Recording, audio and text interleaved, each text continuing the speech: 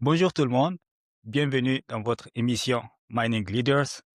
Dans cet épisode d'aujourd'hui, je suis heureux d'accueillir le ministère des Ressources naturelles et de la forêt.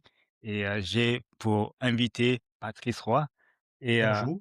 Andrea Amortegui. Bonjour, Bonjour. bienvenue, ça va bien? Oui. Oui, Je suis très contente de vous avoir au studio aujourd'hui. Avec vous, on va faire le tour d'horizon du rôle central du ministère des Ressources naturelles dans l'écosystème minier. Merci pour l'honneur que vous nous faites d'être parmi nous et justement de venir nous éclairer un peu sur qu'est-ce que fait le ministère. Merci l'invitation, oui, Youssef. merci beaucoup. Ça fait plaisir et je suis sûr que les gens qui nous regardent et qui nous écoutent aussi, ils vont vraiment en apprendre beaucoup euh, parce qu'on sait que le ministère quand même est là hein, en plein cœur de l'écosystème et le ministère, on sait qu'il apporte beaucoup de choses, mais on n'arrive pas parfois à bien conceptualiser ça. Donc justement, le rôle de cette émission-là, c'est qu'on puisse un peu détailler qu'est-ce que vous faites au quotidien et que les gens puissent en apprendre un peu plus sur l'activité que fait le ministère. Alors, on a un petit rituel ici et je commence toujours à demander aux gens de se présenter. J'ai vu dans certaines émissions, les gens se font présenter, mais moi, je pense qu'il y a personne qui peut nous présenter mieux que nous-mêmes. Donc, je vous demanderai bien, si vous voudrez, de vous présenter aux gens qui nous regardent et qui nous écoutent. On va commencer par Patrice. Bonjour. Donc, moi, je suis Patrice Roy, directeur de l'information géologique et de la promotion, OK. ministère des Ressources naturelles et des forêts. Évidemment, on est dans la grande direction générale de Géologie Québec. Oui. Mon rôle, moi, c'est vraiment, bon, comme ça le dit un peu, mais je gère tout ce qui est information spécialisée sur la géologie et les mines.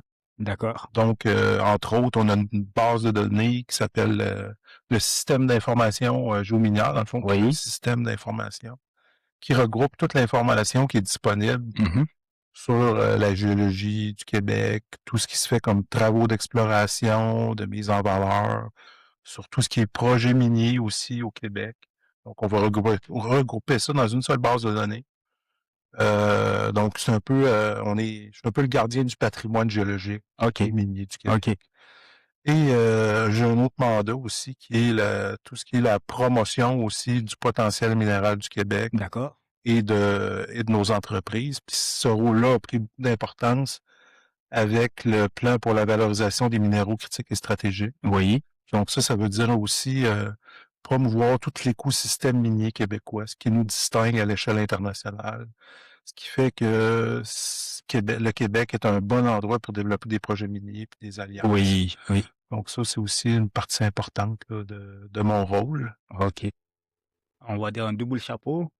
On peut dire ça, je pense, ouais. Ouais. Mais très imbriqué, je dirais. Là. Ouais. Les deux rôles là, se marient très bien. Formidable. Andrea? Moi, c'est Andrea Mortegui, donc directrice de l'acquisition des connaissances géoscientifiques du Québec, OK. dans la même direction générale que mon collègue Patrice, dans la OK. Direction générale de Géologie Québec. OK. Mon rôle principalement, comme les normes de la direction le disent, c'est l'acquisition des connaissances géoscientifiques. OK.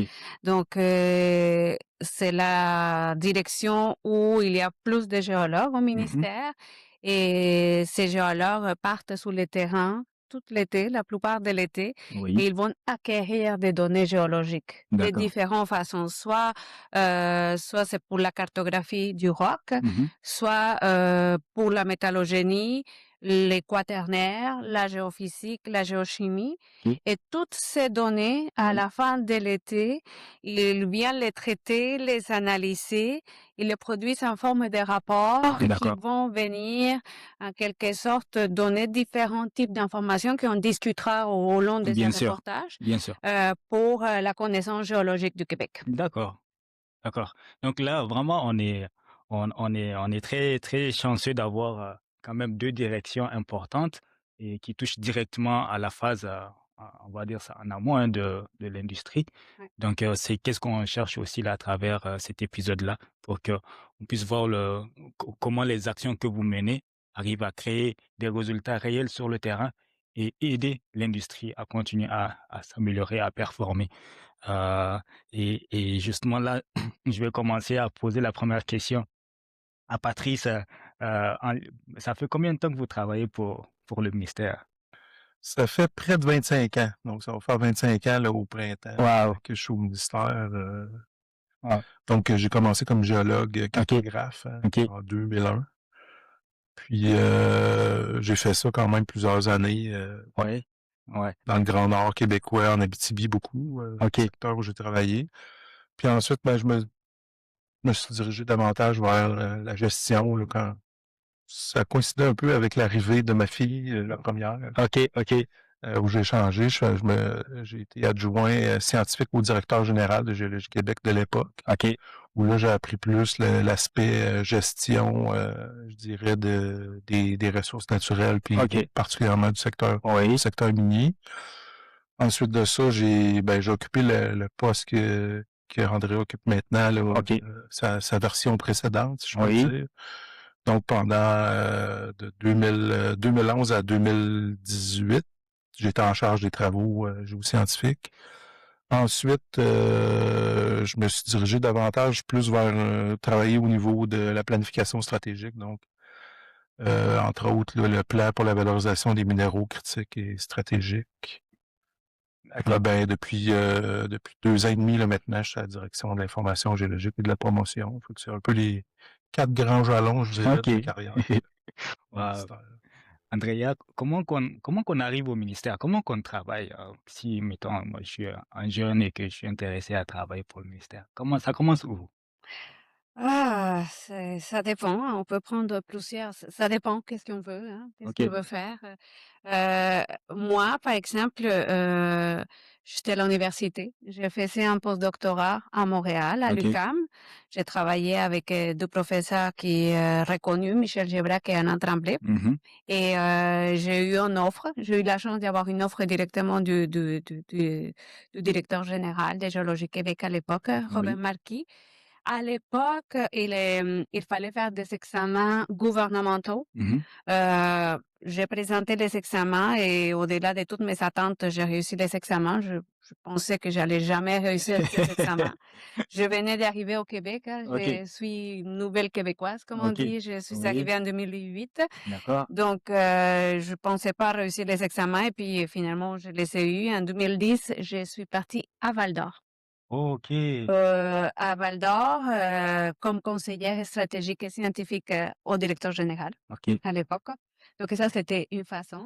Oui. Mais il y a aussi différentes façons et c'était la façon comme moi je vois rentrer mes jeunes actuellement comme géologue, Mmh. c'est comme cartographe et il vient faire des travaux pour nous l'été. Oui. On fait, des contrats universitaires avec Mmh. les étudiants, avec les professeurs universitaires. Ils viennent travailler en été avec nous D'accord. et puis, ils se font connaître Mmh. et c'est que on trouve qu'ils sont bons, qui ont cette, vocation pour le terrain parce qu'il faut avoir de la vocation. Oui, ça, c'est Il sûr. faut savoir qu'on passe 2 mois et demi, 3 mois Et sur le puis terrain c'est dans dur, des hein, conditions qui sont les difficiles, mouches, les effectivement. moustiques, la Ah oui, la chaleur, chaleur, la la pluie, pluie, le froid et cetera. les boîtes et tout ça. Oui, dans des terrains qui sont complètement isolés. Oui. Donc, quand on voit qu'il y a un genre qui est potentiel, qui a la vocation, bah, on les détecte et OK. puis on voit s'il est intéressé. Oui, Et oui. c'est comme ça qu'il peut passer. Maintenant, il y a plus des examens, mais effectivement, il faut qu'on passe de toute façon certaines étapes, ou un processus, quand même transparent OK. et équitable. Et à travers de tout ça, bah, si l'étudiant, finalisant sa maîtrise Mmh. ou son doctorat, bah, réussit tous ces processus, on peut l'engager. D'accord, d'accord. Non, là, c'est bien clair. C'est un peu le parcours que moi j'ai suivi. Ah oui, hein. Mmh. Donc ça veut dire que ça fait longtemps vraiment que le processus est établi de cette façon-là que Quand même, ouais. oui, Mmh. oui. Et puis moi, j'en ai eu un des anciens camarades d'école qui sont partis pour le ministère un été. Il y en a beaucoup qui ont adoré ça, parce que c'était un été, puis, c'est dans des camps et tout ça. On va pouvoir en parler là Mmh. dans les prochaines minutes, tout l'exigence opérationnelle pour avoir des camps dans les endroits extrêmement éloignés. On va pouvoir en discuter. Mais avant ça, j'aimerais qu'on parle un peu justement du ministère et de son de ces grandes initiatives qu'elle mène dans le Nord et pour pouvoir justement élargir l'assiette minérale du Québec, développer le potentiel minéral. Comment que le ministère fait ça aujourd'hui? C'est quoi son rôle principal? Ça peut être Je n'importe lequel d'entre vous là qui puisse reprendre. OK. Ben, c'est sûr qu'à chaque 5 ans, on fait c'est ce qu'on appelle les plans quinquennales. OK. On va consulter toutes les usagers du territoire. Ça, c'est Ah oui, important. OK. Oui, actuellement, on est en train de faire le processus. Les usagers, c'est les C'est communautés. ça. Ah oui, Quand on OK. parle des usagers, c'est les communautés locaux, OK. les autochtones, les fonds miniers autochtones, on en a 2 actuellement. OK. On a les universités, les chercheurs aussi. On a les associations d'exploration minière, l'Association minière du Québec aussi. Mmh. Euh, la Commission géologique du Canada aussi, on implique parfois le fédéral. Donc, on consulte tout le monde. Peut-être qu'il y OK. a quelqu'un qui m'échappe, hein, mais grosso modo, c'est tous les usagers. On consulte tous, la région, bien sûr, et on vérifie c'est quoi leurs préoccupations, c'est quoi leurs besoins en termes de économique dans les OK. territoires OK. ou au terme de recherche. Et tout ça, on les met dans un pot. On regarde aussi c'est quoi les orientations gouvernementales, Mmh. les priorités gouvernementales. Et en fonction de ça, plus les connaissances du territoire, parce qu'il y a des territoires qu'on connaît mieux, Mmh. il y a des territoires qu'on connaît absolument rien. Ben, on met tout ça, OK. on superpose les couches une après l'autre Ouais. et on choisit les D'accord. projets. OK. Sur Donc, par 5 ans, exemple, donc le c'est nord du quinquennal. Québec, Ouais. exact. Ça, c'est le projet quinquennal. Et année par année, Mmh. bah, selon le budget disponible Oui. et j'allais parler des CTC, mais je sais que vous n'allez pas me comprendre, mais les personnels disponibles, Oui. ben, on choisit donc les projets qu'on va faire à l'été qui s'en D'accord. vient OK. par année. OK. Intéressant. Donc, mais là, si vous avez le budget, je sais que le ministère, choisit, heu, priorise certains secteurs par rapport à d'autres.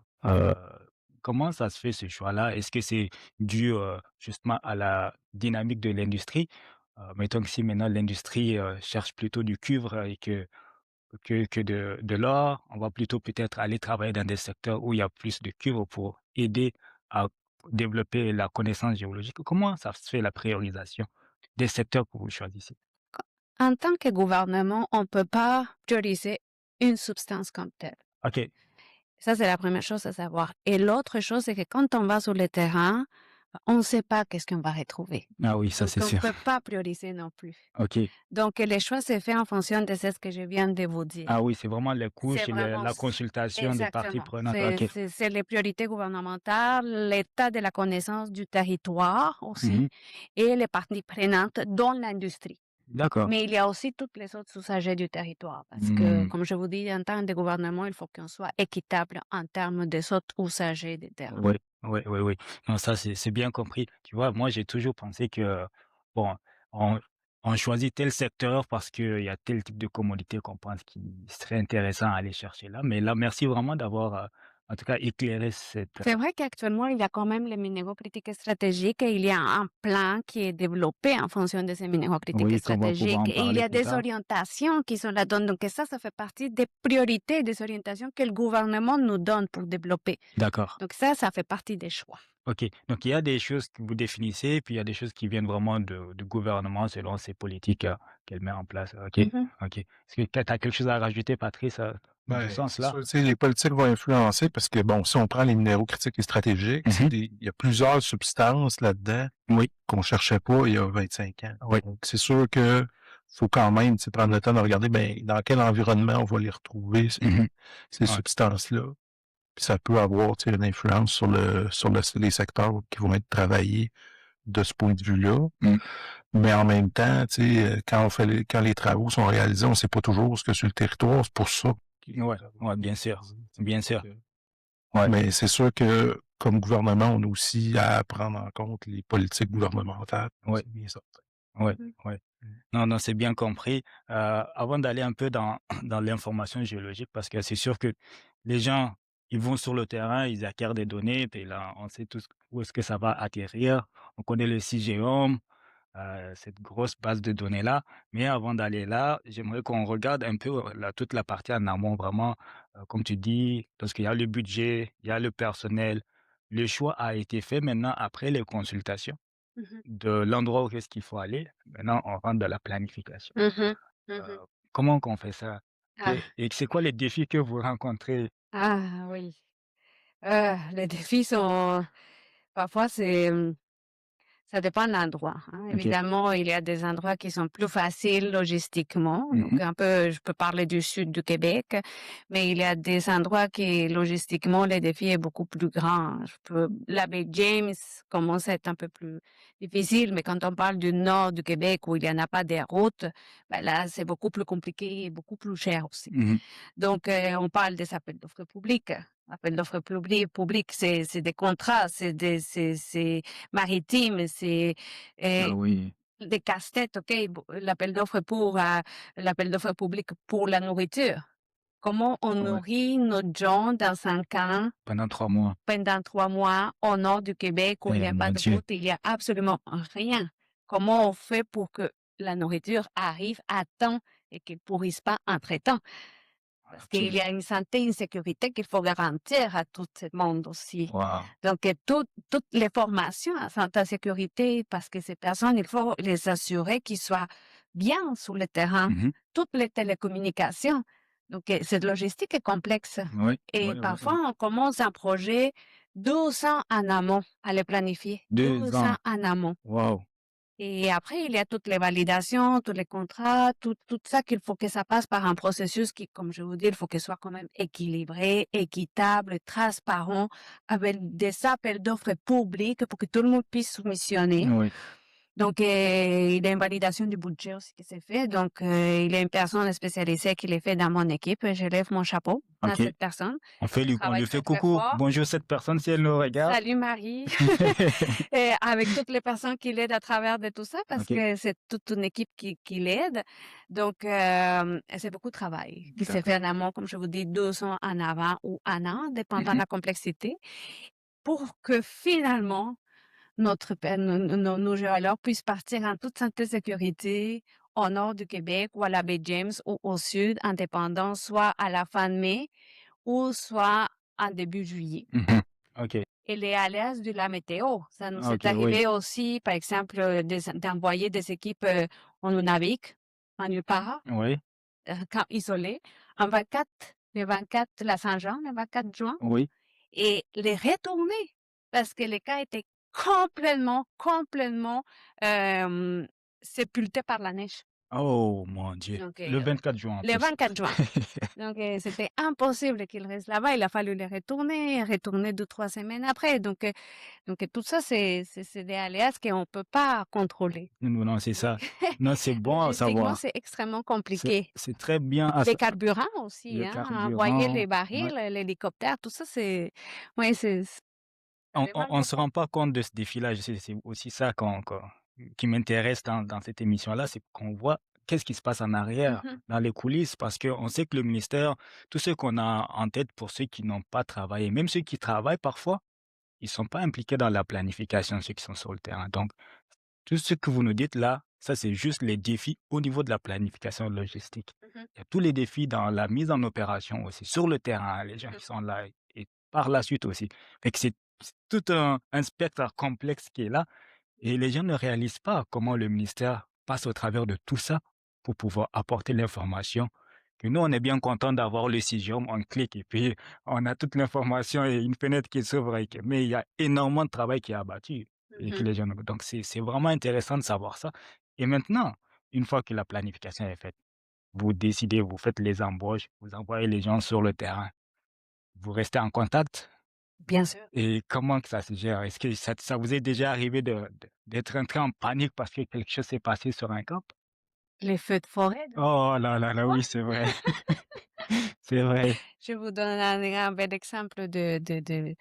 Ah, c'est d'évacuation. Il vrai, a j'ai fallu pas quand pensé même à ça. évacuer tout le monde. Ben, c'est sûr que nous, on a une chance que la télécommunication, c'est quelque chose qui est une innovation constante et puis on a des meilleures façons de communiquer avec nos géologues. On a des iridium, on a des spots, on a des téléphones satellites, on a l'Internet sur les camps aussi par des moyens satellites maintenant, Oui. satellitales.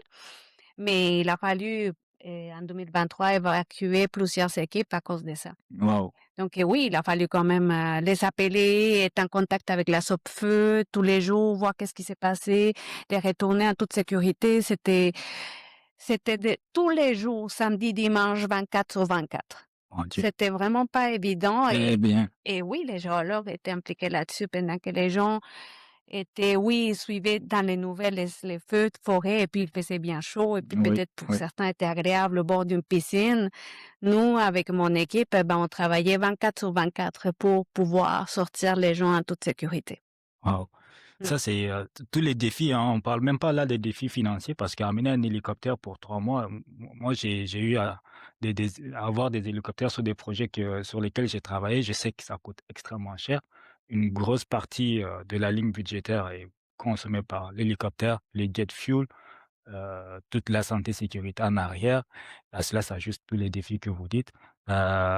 Maintenant, une fois que tout ça, ça s'est fait, les gens qui sont sur le terrain, c'est qui les accompagne? Un camp, c'est à peu près combien de personnes en moyenne? Je sais que ça peut varier selon l'ambition, selon les terrains, mais en moyenne, c'est combien de personnes que vous avez? Moyenne, une douzaine. Une douzaine? OK. Une douzaine, oui.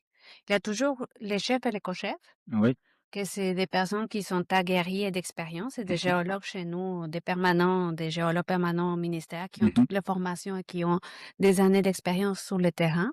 Et après, bah, il y a tous les étudiants ou les stagiaires qui Mmh. viennent comme des assistants pour les géologues comme tels et qui viennent les aider. D'accord. Mm. OK. Donc, une douzaine de personnes pour 3 mois. Mhm. On a moi, j'ai toujours encore l'image des petites tentes, à peu près orange, blanc qu'on voit où les gens s'installent et ces personnes-là, parfois aussi, hein, il y a tout le milieu naturel qui est là, les ours, et cetera.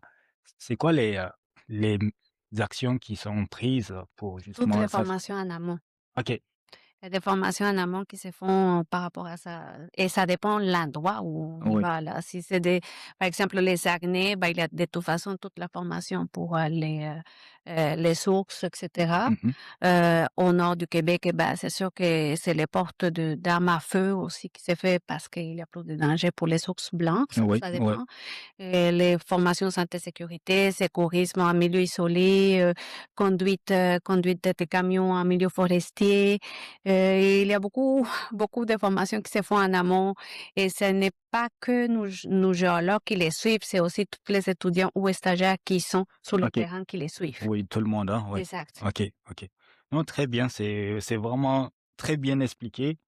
Ça nous donne, un ordre d'idée de comment est-ce que se fait toute la planification et de savoir tout le travail, encore une fois, je le répète, qui est abattu pour pouvoir justement aller à l'interface. Parce que j'imagine, c'est comme un peu plus ou moins la finalité, c'est de construire cette fameuse base de données. Je me rappelle avoir lu, quelque part, hein, il y a 2 ou 3 ans, la base de données du CGM, c'est l'une des plus riches au monde. J'ai vu un chiffre à peu près 3 à 4 milliards de valeurs que ça représente aujourd'hui. Est-ce que Patrice, tu peux nous donner un peu l'historique de cette base? Comment qu'on est arrivé à construire quelque chose d'aussi énorme? Avant d'aller dire comment qu'on gère quelque chose d'aussi énorme? Ouais, même la valeur a encore augmenté depuis Ah ce oui, temps-là. ah ouais, On l'aurait calculé, je pense qu'on était à 6,8 milliards maintenant impressionnant. de Milliards. valeur. Si on avait à remplacer la base de Oui, données, c'est ça. évidemment. Ben, cette base de données-là, en fait, il y a, je dirais, peut-être trois sources d'informations puis de données principales. Évidemment, il y a les travaux qui sont faits chez nous par Ouais. l'équipe d'Andrea, qui sont une des sources d'informations puis avec lesquelles on travaille étroitement Mhm. pour produire les cartes géologiques, intégrer toute l'information qui est recueillie OK. par les géologues qui font le terrain. Mhm. Et aussi tous les travaux statutaires qui sont déposés par les compagnies minières pour renouveler leur droit d'exploration. OK. Donc ça c'est aussi un gros apport dans notre base de données. Par contre, contrairement aux données qui sont prises chez nous, qu'on reçoit tout en format électronique, mais qu'on peut quand même intégrer assez facilement puis de façon assez efficiente. Actuellement, on reçoit encore beaucoup de ces rapports-là en format PDF ou papier, OK. ce qui fait en sorte qu'en ce moment, c'est un peu plus difficile de les intégrer. Ah oui, On met quand même des efforts pour le faire. Et c'est pourquoi aussi on travaille pour avoir une plateforme qui va permettre le dépôt de ces travaux-là en format d'accord. numérique. L'autre source d'information qu'on a aussi, c'est les travaux, des travaux universitaires ou des travaux de recherche qui sont faits en collaboration avec nous, souvent aussi vont être publiés dans nos bases de données. D'accord. Ça fait quand même, beaucoup de sources de données et j'imagine, c'est ça, la gestion de ces données-là, la rigueur qu'il faut avoir en arrière aussi. Parce que, vous faites un peu le filtre de qu'est-ce qu'amènent les autres parties prenantes et vous rendez ça disponible à ceux qui consomment ces données-là. Oui, puis le contrôle de qualité est très important parce que ben, on veut que le plus possible la donnée soit évidemment utilisable puis de qualité. Puis il y a beaucoup de sources potentielles d'erreurs. Tu sais, Mmh. pour chaque donnée, il faut la localiser dans l'espace. Hein, Oui. la géomatique est très importante là-dedans. Donc la localisation, Mmh. ensuite l'échantillon, l'analyse. Tu sais, il faut que tout ça colle puis qu'il n'y ait pas d'erreur. Ouais, On change une colonne puis ça peut tout absolument. faire foirer la base de données. Donc, c'est des aspects qui sont quand même importants. Aussi, s'assurer qu'on ait un système qui se tient puis qu'on a une cohérence de l'information. Mmh. C'est très important. Une des forces à la base de CGM, c'est que dès les années 70-80, les géologues au ministère s'étaient dotés d'une structure d'information, de légendes puis de codes unifiés. Oui. Ce qui a fait en sorte que quand on est arrivé dans les années 90 pour créer CGA, ben, on avait déjà une donnée qui était quand même assez bien structurée, OK, ce d'accord. qui a rendu l'opération assez facile, puis ce qui nous Mmh. donne beaucoup d'avance sur d'autres juridictions où il y avait pas cette structuration-là de la donnée au départ. D'accord. J'aimerais juste qu'on revienne un peu pour expliquer qu'est-ce que c'est que le CIGEOM, parce que je pense qu'il y a peut-être des personnes qui nous regardent. Moi, je suis un grand utilisateur, là, quasiment une partie de mon temps, je suis sur CIGEOM, donc beaucoup comme moi savent déjà qu'est-ce que c'est, mais il y en a beaucoup aussi qui vont le découvrir à travers cette émission-là. Est-ce qu'on peut juste expliquer à peu près Ouais, qu'est-ce que donc, c'est? c'est un système d'information qui regroupe différents produits, dans le fond. D'abord, on a tout ce qui est rapport. Donc, pour tout ce qui est rapport de travaux statutaires, dans le fond, c'est indexé. C'est des Mhm. rapports qui sont indexés.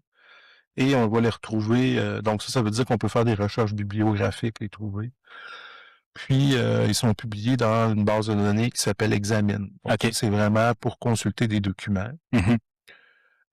Ensuite de ça, pour nos rapports à l'interne, maintenant, on a développé des rapports complètement électroniques. Donc, qui s'apparente un peu à ce qu'on peut retrouver dans le Wikipédia D'accord. comme rapport, mais en plus avec ça, on a joint la géomatique. Hmm. Donc, on peut consulter le rapport. On va parler, par exemple, d'une unité géologique particulière. Ben, on va pouvoir la localiser sur la carte OK. interactive Oui. de CIGEOM. La carte interactive qui va regrouper toutes les couches, justement, géomatiques de cartes qu'on a dans le système. Donc, puis là, ben, il y en a, écoute, on a, je pense, c'est une centaine de couches ou plus que ça. Là, on a vraiment, ça va de la géologie de base, il y a la géophysique, il y a tout ce qui est données analytiques, que ça va de l'affleurement, position de l'affleurement, les analyses chimiques, Mhm. tout ce qui est indices connus au Oui. Québec.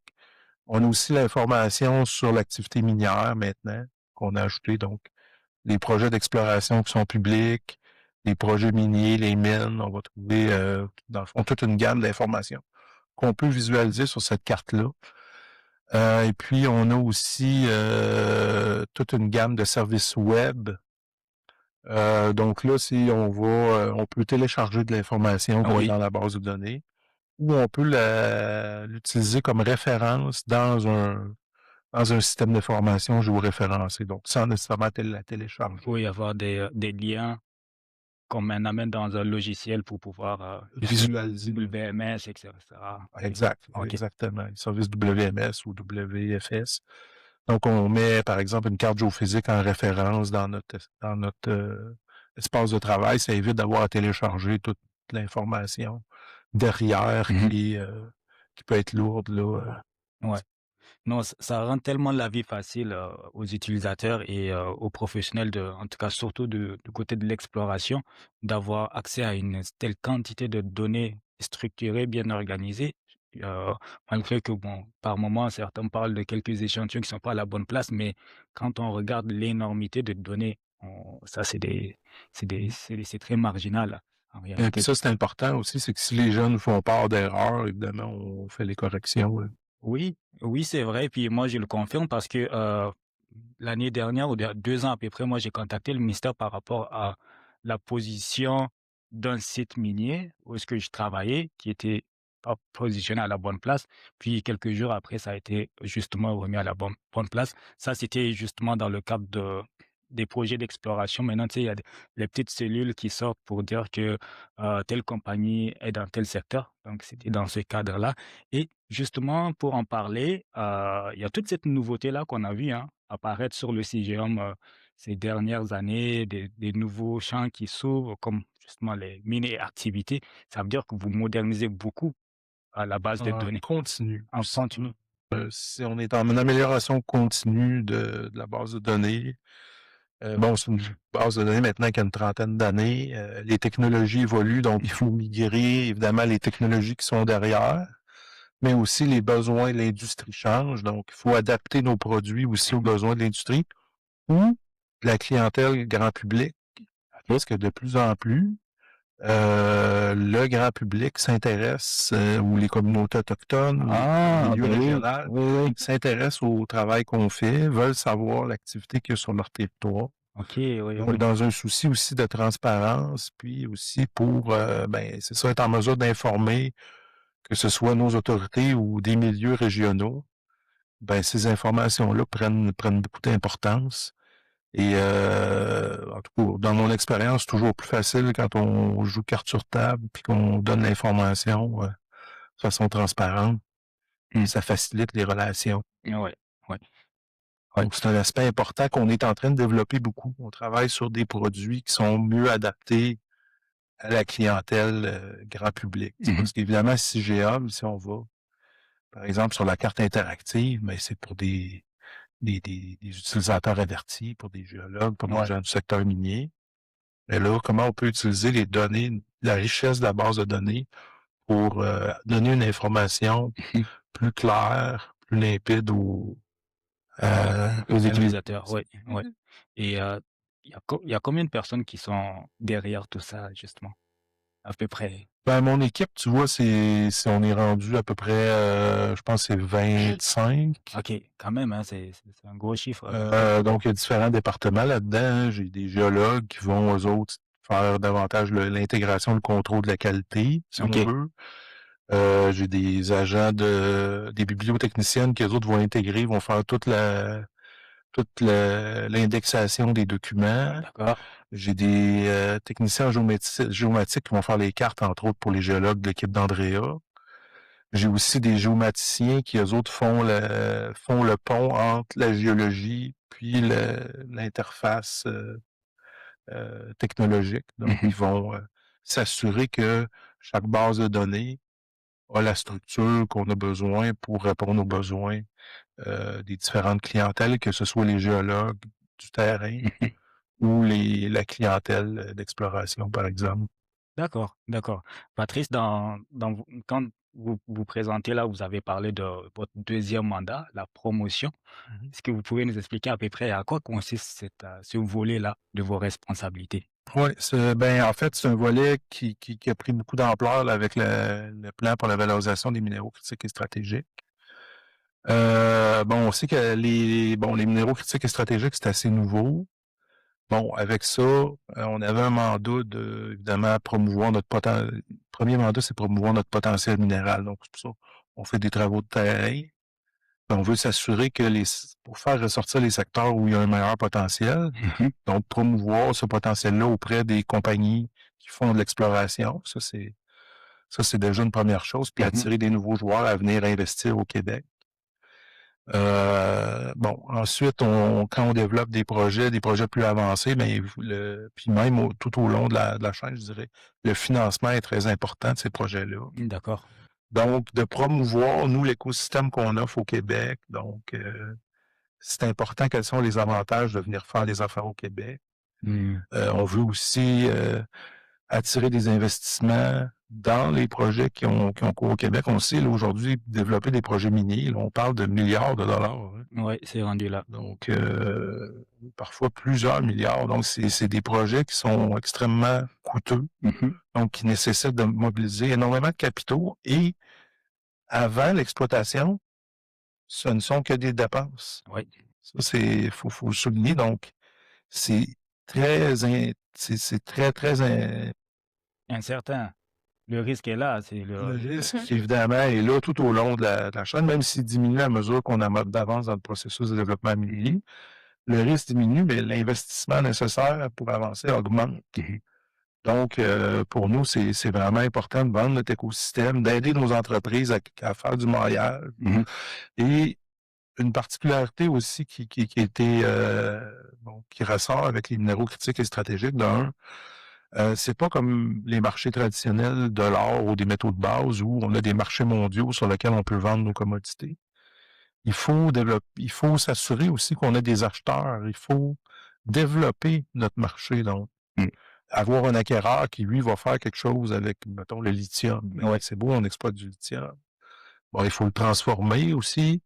On veut aussi valoriser davantage les métaux chez nous. Donc, les transformer, c'est un aspect important qui nous aide à ajouter de la valeur sur ce qu'on retire du sous-sol. Donc, ça aussi, cette partie-là, il y a toute une expertise à bâtir, puis il y a tout aussi, évidemment, encore là, une usine de transformation.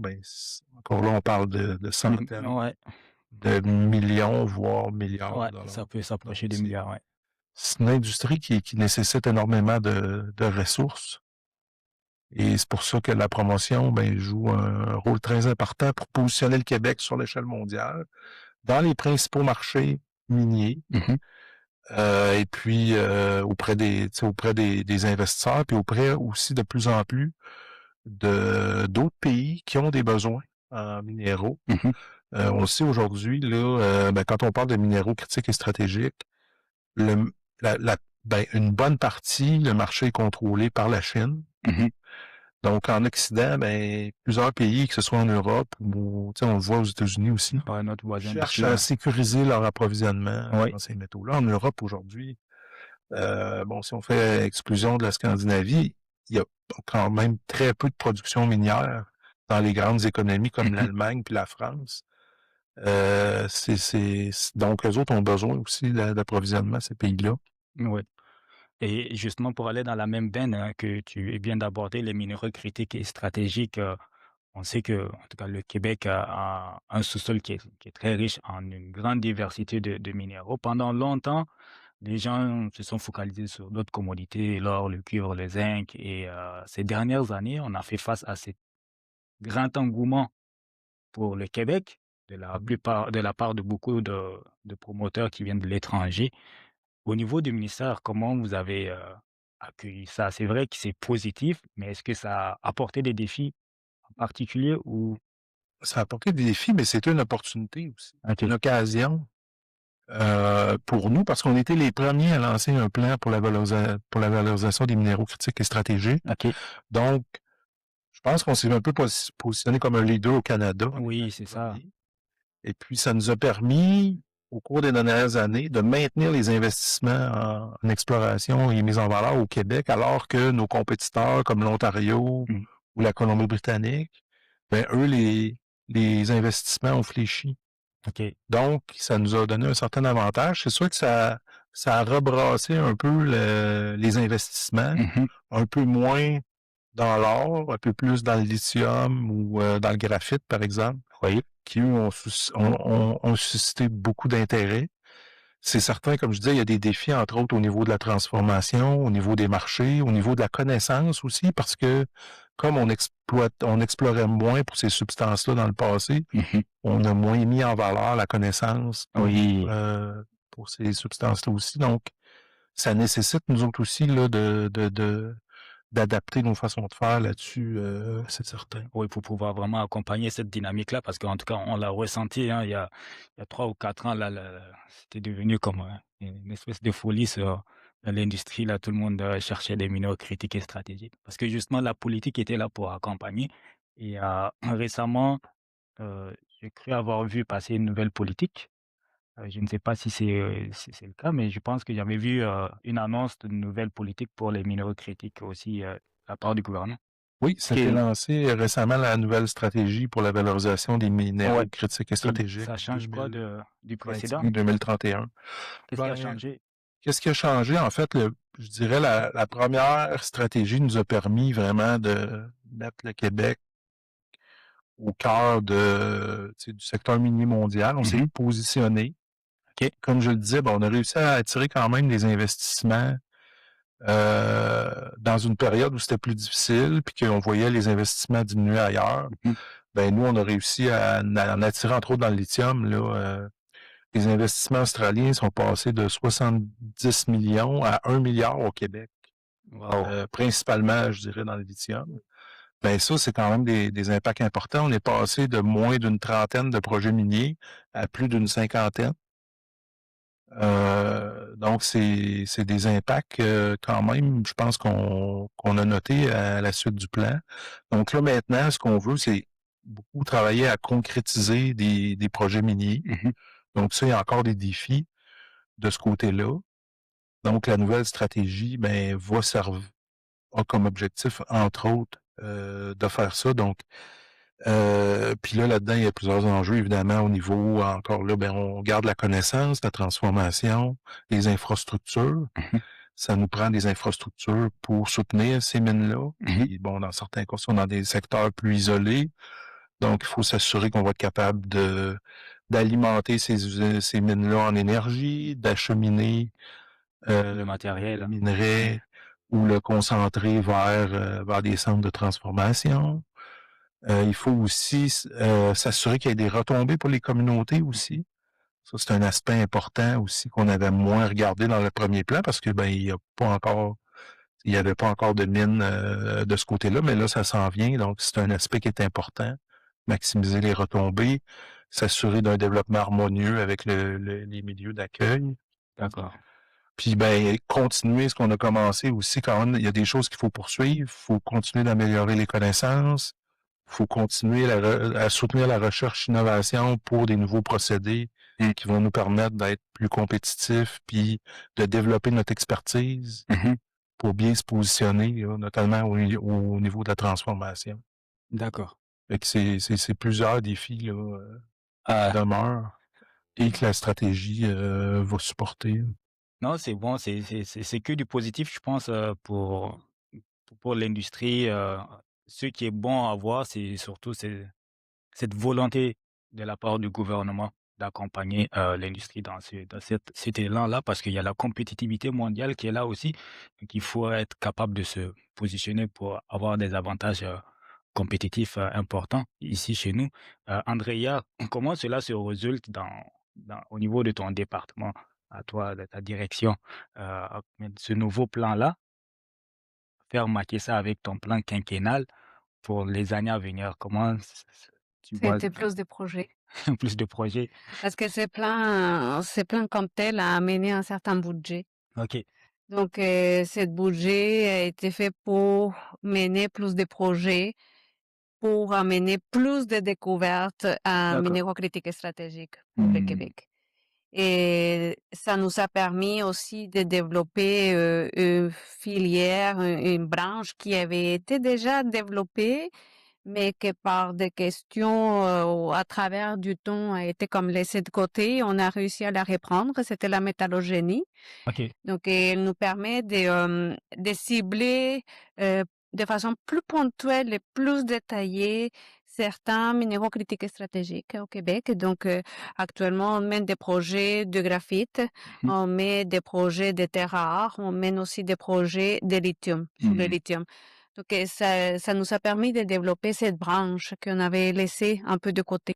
OK, côté métallogénie, hein, c'est ça? C'est-à-dire que là, vous vous limitez pas juste à faire de la cartographie, Non, acquérir la donnée, émettre, mais là, vous creusez un peu plus pour voir la les systèmes minéraux, exact, comment ils se forment et apporter de la exact. Et d'ac pouvoir prédire où est-ce que pourront naître ces systèmes ailleurs au Québec. OK, et dans les faits, comment cela va se présenter comme résultat? Donc, est-ce que c'est des rapports de métallogénie qui vont être OK, qui vont Oui. être écrits? Oui, D'accord. c'est au même titre que les bulletins géologiques, ça Oui. s'appelle des bulletins métallogéniques, OK, qui vont d'accord. être aussi publics et gratis dans le système, dans les CGA. OK, Mmh. OK. Non, ça, c'est bien ça. Mmh. Toute C'est nouveau. l'information dans CIGEM, il faut le dire, là, est Ouais, disponible c'est en disponible gratuitement. gratuitement, oui. Elle est publique. D'accord. Et ça se fait par cycle annuel aussi. Mmh. Donc, cet été, par exemple, cet été, les géologues, en 2026, les métallogénistes vont faire un certain terrain sur une substance comme telle. Mmh. Et d'ici à l'année 2027, après le terrain, bah, ils vont en faire son VM final. Donc, D'accord, le livrable final va être à la fin 2027. Hein. Ouais. d'accord, Mm. d'accord. Non, c'est bon d'avoir des en tout cas, c'est cette partie qui va être intégrée parce que c'est sûr que, heu, parfois la difficulté de l'industrie, vous le savez très bien, c'est ils vont trop vite. Tout va trop vite et qu'ils prennent pas le temps d'aller justement, chercher à intégrer cette partie, on va appeler ça métallogénique. Aujourd'hui, on commence beaucoup à parler aussi de géométallurgie, et cetera. Mhm. Ça va beaucoup trop vite, fait que si le ministère apporte de la complémentarité à cet endroit-là, c'est gagnant pour l'industrie aussi. Je pense Clairement. qu'au final, ça va apporter une contribution majeure pour Ben, la tu sais, suite. d'ailleurs, pour la géométallurgie, avec les minéraux critiques, on a fait un programme OK? pour encourager les entreprises à faire davantage caractériser leur minéralisation. Donc, programme de soutien à l'exploration pour les minéraux critiques et Oui. stratégiques, qui vise essentiellement la géométallurgie, qui est particulièrement importante dans les minéraux critiques, parce que bon, on maîtrise bien les procédés pour extraire l'or, Mmh. concentrer l'or, les métaux de base, qu'on fait depuis longtemps, mais dans les minéraux critiques et stratégiques, beaucoup moins. Et là, plus qu'on avance, plus qu'on se rend compte c'est assez complexe, que Ouais. la présence de certains contaminants, ben, peut venir perturber le procédé Mmh. de purification ou de transformation. Puis c'est d'autant plus important de bien caractériser, pas seulement la quantité de minerais qu'on peut avoir, mais aussi, si je peux le dire, sa qualité. Mmh. Puis est-ce que ce minerai-là va être facile à traiter par la suite? Parce que ça influence sur les coûts puis sur la capacité même Absolument. d'extraire ces minéraux-là à un Ouais, niveau de pureté suffisant pour les utilisations qui vont suivre. ouais. Ah, c'est que du positif. Nous, on a en tout cas, en tant que professionnel du domaine, on accueille ça très, très positivement, toutes ces modernités-là que le ministère est en train de faire, et avec, malgré tous les défis qui sont là, ils font beaucoup d'efforts pour continuer à accompagner, l'industrie. Maintenant, j'aimerais bien qu'on aborde un autre sujet, justement, tu parlais des personnes avec lesquelles vous interagissez. Tout à l'heure, tu as parlé de consultation. On sait que le ministère quand même joue ce rôle-là aussi, faciliter la consultation parfois entre les différentes parties prenantes. Ça peut être entre les promoteurs des projets et les communautés, mais vous-même, vous faites de la consultation pour Mhm. vos propres activités. Comment ça se passe? Je sais pas si Tu veux y aller? tu peux commencer. Bah, vas-y. OK, ben écoute, de notre côté, c'est sûr que nous autres, c'est bon, on offre, bon, d'une part des produits, services. Mhm. Donc, on va faire des consultations périodiquement pour s'assurer que les produits qu'on offre répondent aux besoins de l'industrie.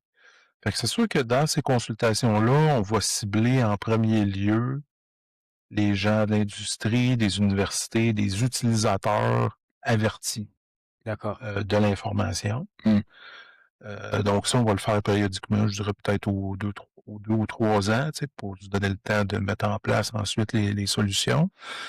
On a travaillé aussi, il y a eu plusieurs consultations récemment qui ont touché, le grand public. On a fait une consultation pour, le développement harmonieux du secteur minier, par exemple. Mmh. Ben là, ça nous a permis de voir aussi c'était quoi les préoccupations du grand public. Puis là, ben, il y a des, mesures qui sont prévues aussi dans la stratégie, pour la valorisation des minéraux critiques pour répondre à ces préoccupations-là.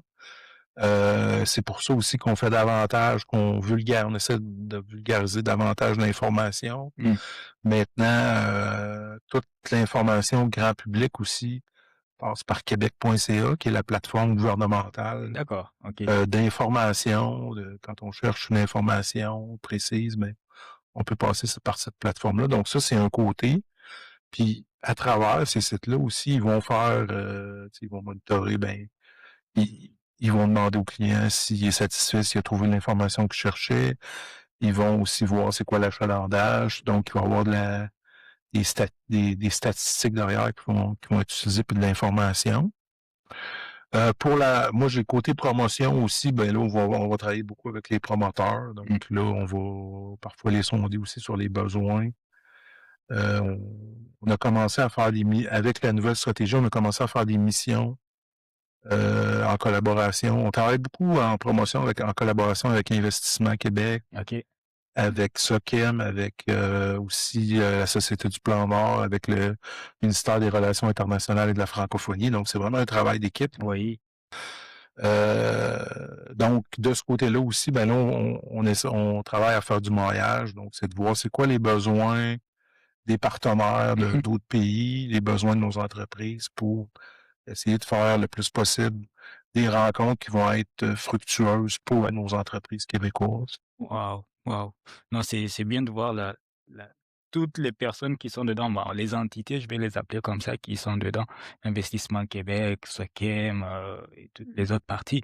Et vous, à travers votre rôle, justement de faire la promotion, vous avez parlé tout à l'heure de promotion à l'échelle internationale. Mhm. Comment ça se passe ça aussi, c'est quoi les actions concrètes que vous menez Les pour actions, moi, je dirais, si je peux faire un petit retour en arrière avec le plan, c'est sur la valorisation des minéraux critiques et stratégiques, on a eu des budgets dédiés. Donc là, on a fait beaucoup d'événements internationaux, OK. donc des congrès miniers, des congrès. Évidemment, qu'on a commencé aussi beaucoup sur la transition énergétique, filière batterie, donc les métaux de la batterie. Ça a pris beaucoup de notre espace. On a fait aussi on a fait des médias comme tu sais, des podcasts miniers, des Mmh. médias miniers comme le Ouais, Mountain Miner, par ouais. exemple, ou d'autres médias dans d'autres pays OK. qui jouent un rôle similaire. On s'est servi aussi de la visibilité à travers les événements. Mmh. Ça, on a fait des conférences aussi, beaucoup de conférences, de tables rondes, pour D'accord. faire connaître vraiment, faire du bruit autour du Québec, faire connaître le Québec puis notre écosystème minier. Ça, on pense qu'on a assez bien réussi. Donc maintenant, c'est beaucoup de créer des relations, entretenir des relations qu'on a, des relations qu'on a établies à travers tous ces événements-là. Oui, Puis aussi, ben là, comme je disais, on fait des missions maintenant aussi pour soutenir nos entreprises puis les aider à faire du maillage. d'accord. Puis on va le faire aussi, on continue, on fait beaucoup de rencontres euh, un à un avec des investisseurs, avec des entreprises étrangères pour les intéresser au Québec aussi. Mmh. Puis on fait beaucoup aussi, il y a tout un volet qui est plus mené par mon collègue Jocelyn Douéret à la direction générale des politiques. D'accord, OK. Eux ont tout le volet aussi diplomatie minérale, donc qui est Mmh. intimement lié avec celui de la promotion parce que tout le volet aujourd'hui des minéraux critiques et stratégiques a une importance énorme au niveau géopolitique, puis au niveau des alliances qu'on va créer avec d'autres gouvernements. Donc, Mmh. au cours des 2 dernières années, on a déjà signé 3 ententes, là. Une OK. avec la France, une avec les Pays-Bas, puis une avec le Royaume-Uni, de collaboration autour des minéraux critiques. Donc OK. ça aussi, ça fait partie des actions qu'on pose pour dire, ben, regardez, le Québec est ouvert à faire des affaires avec Wow. d'autres pays. Là, on en travaille sur d'autres aussi. Donc, c'est quelque chose qui vient renforcer les relations. Puis, bon, là, éventuellement, on s'attend à ce qu'il pourrait y avoir des mécanismes pour faciliter aussi les échanges commerciaux à travers ces ententes-là. Non, c'est bon à savoir avec, qu'est-ce qui se passe, au sud de la frontière avec notre gros voisin, actuellement qui nous perturbe un peu, pour ne pas le nommer, Ouais. et c'est bon de savoir justement qu'il y a des initiatives de diversification des partenaires et ça rassure aussi, toutes les personnes qui sont intéressées par l'industrie québécoise. Oui, puis c'est quelque chose qu'on avait déjà commencé. Tu sais. Bien avant, hein, bien Bien avant le avant. OK, OK. Dès le début du plan, on avait commencé à regarder parce que les mines, ben, c'est beaucoup international, puis il y a d'autres marchés importants que les États-Unis, surtout Mmh. pour les investisseurs. Ouais. Mais ça n'empêche pas que c'est un marché qu'on va continuer à regarder puis à suivre ce Ah, qui se bien sûr. passe. C'est sûr qu'en ce moment, c'est plus imprévisible, donc c'est plus, je dirais, complexe. Ah ouais, Mais quand même, faut pas oublier que c'est quand même notre plus gros marché ça c'est sûr. d'exportation, hein, au Québec. Ouais. Et vous parlez de imprévisible, on sait que l'industrie, il y a beaucoup d'incertitudes dans cette industrie-là. Le Québec a quand même parcouru un long chemin aujourd'hui, mais j'aimerais ça vous poser une question à toutes les 2. Chacun selon sa vision, sa perspective sur cette question-là. Le Québec minier dans 20 ans, comment que vous le voyez? C'est une excellente question. Écoute, nous, notre objectif, on va dire ça comme ça, mais la vision qu'on a, c'est que le Québec soit reconnu mondialement comme un acteur fiable, responsable, puis un partenaire, tu sais, de choix pour la valorisation des minéraux critiques et stratégiques, ça c'est Mmh. sûr.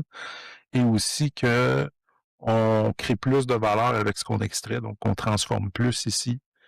Donc, si on réussit, malgré qu'on est une des provinces qui transforme le plus au Canada, mais si on réussit à atteindre cet objectif-là, je pense que moi, en tout cas, je vais être fier, je pense, du travail qu'on va avoir accompli. Puis je pense que si on veut créer de la richesse pour le Québec, ben c'est vers là qu'il faut s'en aller. Puis les atouts sont là, en fait, c'est ça que j'ai envie surtout qu'on mentionne, c'est que, heu, les atouts sont là.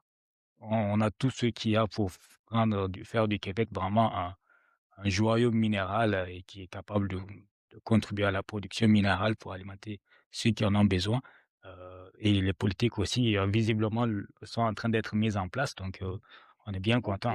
Québec a un potentiel énorme et il peut le potentiel, euh, comme le dit mon collègue Patrice, je pense qu'il est reconnu déjà pour son potentiel. Oui, Heu et je pense que les politiques, en termes environnemental, sont quand même claires. oui. Je pense qu'il y a un respect aussi, pour, tant pour l'environnement que pour les communautés locaux, Mmh. pour les autochtones. Cette communication se fait de plus en plus et de mieux en mieux. Oui. Il y a une préoccupation.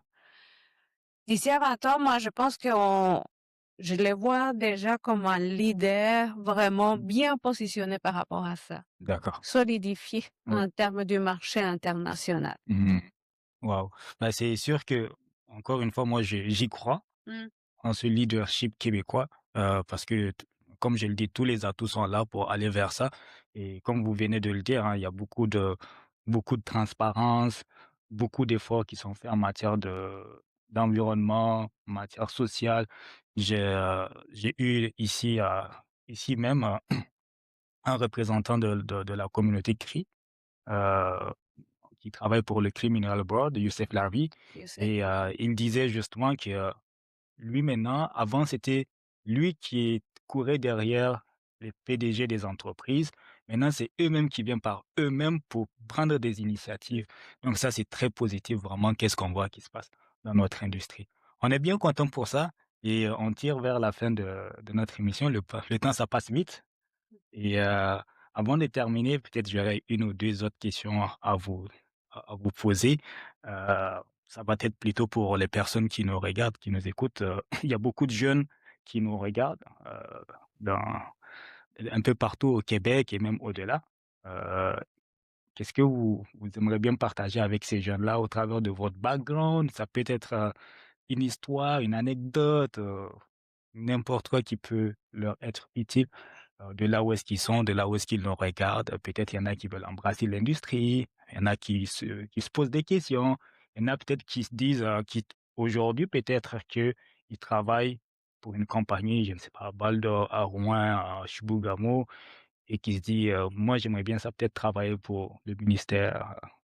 Qu'est-ce que vous pouvez leur donner comme message?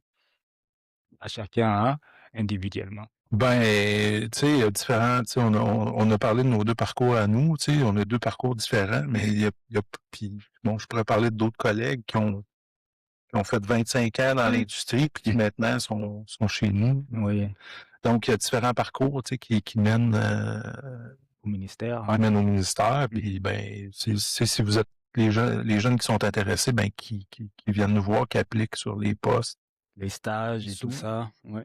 Les stages, c'est sûr, comme on le disait, hein, les stages, c'est une bonne porte d'entrée. Les études graduées aussi, c'est une bonne porte d'entrée. Puis ça permet d'apprendre aussi le travail par la même, fait qu'on joint l'utile et l'agréable. Là, c'est le fun, de Oui, ce oui, côté-là. oui. Mais il faut oser, puis tu sais, on offre quelque chose, on a une offre, tu sais, à faire, je pense aux jeunes, qui est différente de ce que l'industrie offre. Donc, il faut savoir si ça nous convient ou pas. Oui. Puis à partir de là, ben, je pense qu'il y a beaucoup de possibilités. Puis je pense qu'au niveau des conditions de travail et des salaires, ça s'est quand même beaucoup amélioré au cours des dernières années. Donc ça, tu sais, on est plus compétitif, je pense qu'on était. Fait que venez nous voir, puis il y a des belles opportunités. On a des gens d'expérience aussi pour coacher les jeunes. Donc nous, on est très ouverts, puis on va avoir besoin de relève, c'est certain, là, dans le futur, là, même si en ce moment, c'est peut-être pas la meilleure période, là, mais tu sais, pour nos équipes de terrain, tout ça, c'est vraiment la première place. Si vous avez l'occasion de faire un stage chez nous. Puis chez nous aussi, les gens prennent le temps de montrer Oui, c'est une école, comment là. faire les choses. C'est une école, là. Donc, c'est pas toujours possible dans l'industrie, mais chez nous, systématiquement, les stagiaires sont jumelés avec des professionnels, donc c'est vraiment un beau milieu d'apprentissage. Ouais, effectivement. Ben, moi, c'est sûr que je peux pas ne pas donner un conseil éloignant, c'est ce que je suis, hein. J'ai mes origines en quelque part, mais Oui. la première chose que je peux dire, c'est que la géologie, c'est pas un métier. Prenez-le pas comme un métier, c'est vraiment une passion. Oui. On est passionné. Moi, en tant que faire toutes mes études en géologie et côtoyer des géologues à tous les jours, c'est ce que je vois, c'est que les gens, on est passionnés, on aime ça. Oui. Et c'est sûr, là, quand on est immigrant, on arrive ici, on est une femme dans un métier qui est majoritairement d'hommes, ça peut être intimidant. Mhm. Mais, mais on peut. La preuve, c'est que je suis là. Oui. On Un peut. exemple qu'on a devant nous, quelqu'un qui est venu et qui, voilà, a réussi à Ouais. faire sa place. Et donc, rien n'est impossible. Rien n'est impossible. Et puis, la conciliation travail-famille au gouvernement, c'est quelque chose qui nous préoccupe, c'est quelque chose qui me préoccupe profondément. Et dans mon équipe, les gens peuvent le témoigner. Parce qu'en tant que géologue et cartographe aussi comme femme, ben, c'est quelque chose qui est important. Pouvoir faire c'est ce qu'on aime, mais aussi pouvoir avoir une famille à côté. Oui, oui, absolument. Ben, merci beaucoup pour les partages. Merci Patrice, merci Andrea d'avoir accepté de faire cet exercice avec moi dans le cadre de cet épisode qu'on a dédié justement à la place du ministère des Ressources naturelles dans l'écosystème minier au Québec. C'est la fin de cette émission-là. Ben, Merci merci de beaucoup, nous avoir, ouais, merci pour l'opportunité, c'est vraiment un plaisir. Merci Merci, bien. Youssef. Merci, c'est avec un grand plaisir donc on va terminer cette émission-là. C'est votre podcast Mining Leaders. Continuez à nous suivre sur LinkedIn, YouTube, Spotify et toutes les plateformes où est-ce que nous partageons et likez, abonnez-vous et laissez-nous des commentaires s'il y a des choses qu'on doit améliorer ou des idées que vous voulez partager avec nous. C'est toujours la bienvenue et au plaisir de vous faire découvrir de nouveaux profils. Merci. Merci. Merci.